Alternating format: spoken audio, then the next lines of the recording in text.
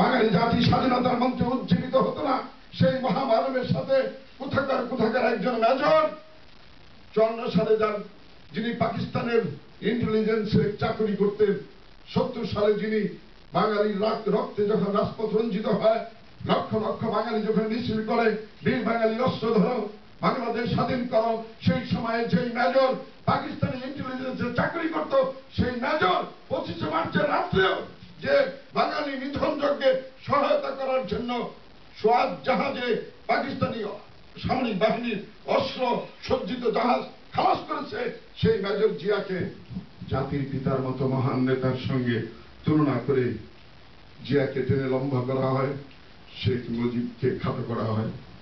সেই দেশে জাতির পিতা হত্যার বিচার কবে হয়েছে? আপনাদের সময় কম, আপনারা যান্ত্রিক একটি সমাজে বসবাস করেন, আপনারা বলেন ঘুষ দুর্নীতির কথা। এই জাপানে আমার বলা উচিত না, এই অবস্থান থেকে ঘুষ কেলেঙ্কারির জন্য 5 বছর অন্তর অন্তর সরকার পরিবর্তন হয় এবং সরকার প্রধান সেই অভিযোগে অভিযুক্ত হয় বলে আমরা পত্রিকায় শুনি। আপনি কি বাঙালি আমাদেরকে জাপান সম্পর্কে 50 বছর থাকলেও কি আমরা মনে করেন জাপান জানি না?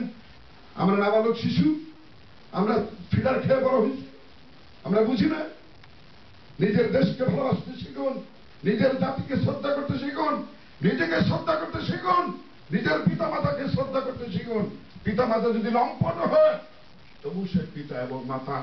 জাতির জনক বঙ্গবন্ধু শেখ মুজিব, তার ভুল হতে পারে, তার ত্রুটি হতে পারে, কিন্তু তার সঙ্গে আর কোন বাঙালির তুলনা হতে পারে না।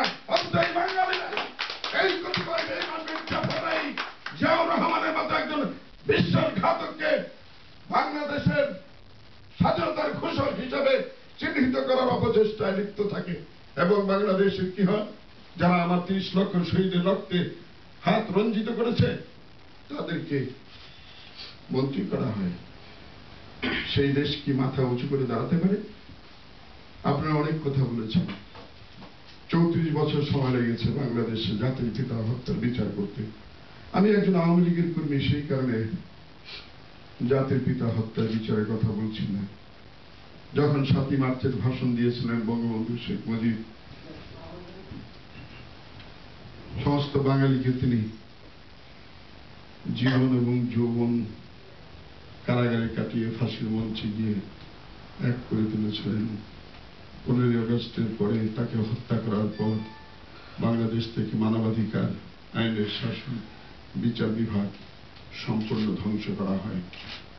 আপনারা বলছেন বিদ্যুতের কথা, বিদ্যুৎ খাতের কথা। একটি উদাহরণ নেন।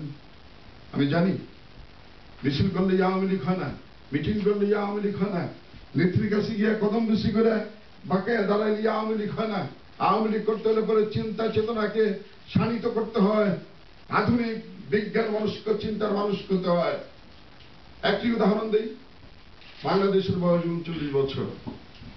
39 বছরের ভেতর বয়স্ক বাংলাদেশকে দেশ পরিচালনা করেছে বঙ্গবন্ধু শেখ মুজিব। যুদ্ধ বিধ্বস্ত দেশের রাস্তা নাই, ঘাট নাই, ব্রিজ নাই, কালভার্ট নাই, কোনো কিছু নাই, এই শূন্য হাতে আমি কিছু দেবার পারবো না এমন সাহসী বক্তব্য দিয়ে বঙ্গবন্ধু শুরু করেছিলেন।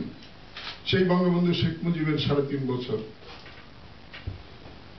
96 সাল থেকে 2001 সাল 5 বছর, 3.5 আর 5 8.5 বছর, আর বর্তমানে 1 বছর 3 মাস, 9.5 বছর। 9.5 বছরের বাংলাদেশ পরিচালনা করেছে। আমি খেয়াল করলে লক্ষ্য করবেন, আমি 3-4বার উচ্চারণ করেছি বাংলাদেশ পরিচালনার দায়িত্ব পেয়েছি। আমি বলিনি শাসন করেছি, আমি বলি না কখনো। বঙ্গবন্ধু শেখ মুজিব সোভিয়েত ইউনিয়নের সহযোগিতায়, তৎকালীন সোভিয়েত সহযোগিতায় ঘোড়াশাল বিদ্যুৎ কেন্দ্রে যে বিদ্যুৎ তৈরি করে গেছেন, বঙ্গবন্ধু কন্যা শেখ হাসিনা 96 সালে যখন দায়িত্ব নেন তখন 1500 মেগাওয়াট বিদ্যুৎ তৈরি হতো। 2001 সালে যখন তিনি যান তখন 4300 মেগাওয়াট বিদ্যুৎ উৎপাদন হতো। তারপরে 1 মেগাওয়াট বিদ্যুৎ উৎপাদিত হয়েছে কিনা আপনারা তার বিচারের ভার আপনারা করবেন। যদি আমি ধরে নেই প্রতি বছর বাংলাদেশের জনসংখ্যা স্বাধীনতার সময় ছিল 7.5 কোটি, এখন এটা বলা হয় 15 কোটি। মাত্র কয়েক বছরে ডাবল হয়েছে। যেইভাবে জনসংখ্যা বেড়ে চলছে, এইভাবে যদি বেড়ে চলে মানুষের ভারে বাংলাদেশ নুয়ে পড়বে।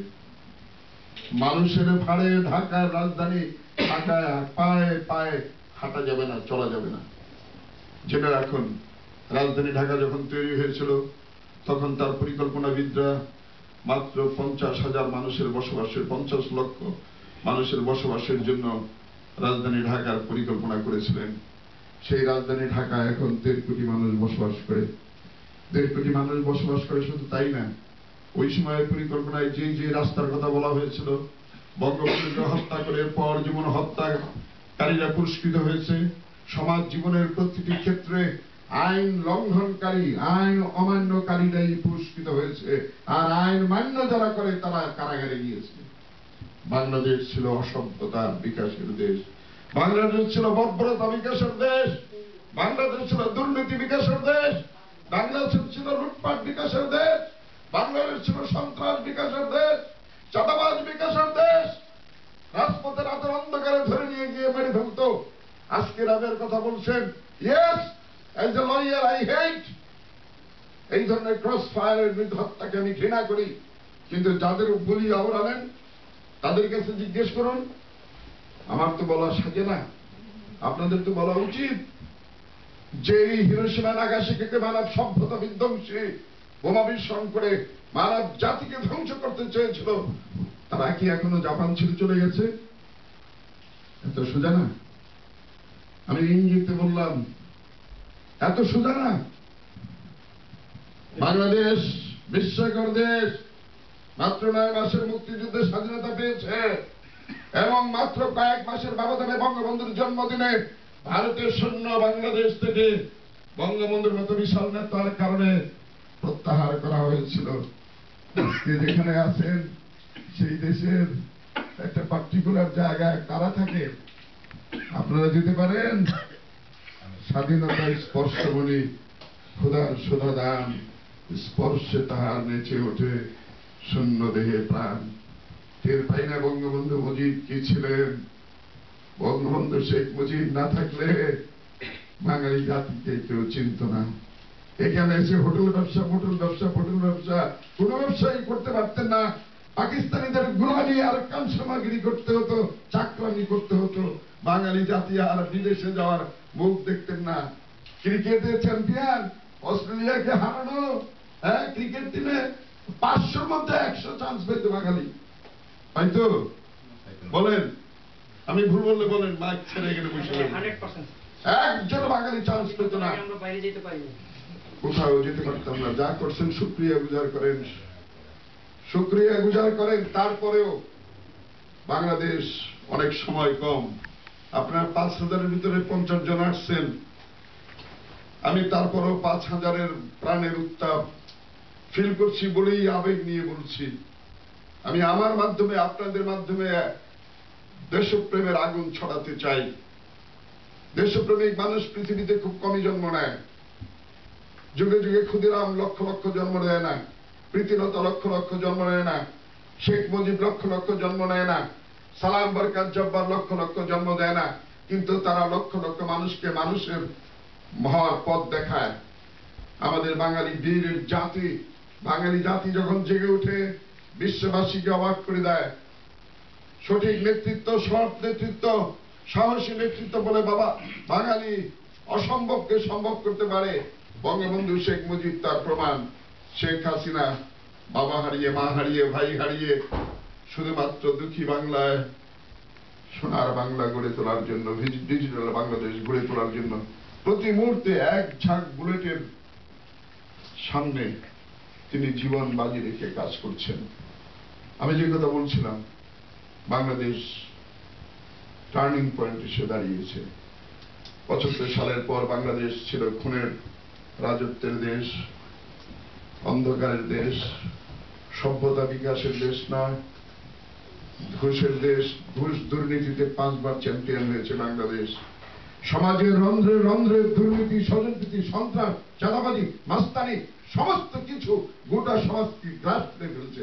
এমনকি আপনার আমার মনের ভেতরেও অবচেতন মনে এই বীজ বৃক্ষ বাসা বেঁধে আছে।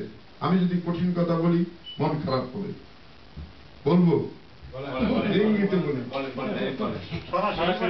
অনেক কষ্ট করে ব্যক্তি জীবনে কারোর সঙ্গে মিলে গেলে আমাকে ভুল বুঝবেন না।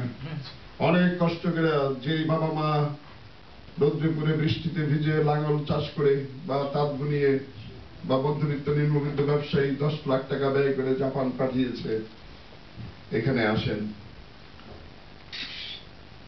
অসম্ভব অকল্পনীয় কাজ করেন বাড়িতে থেকে।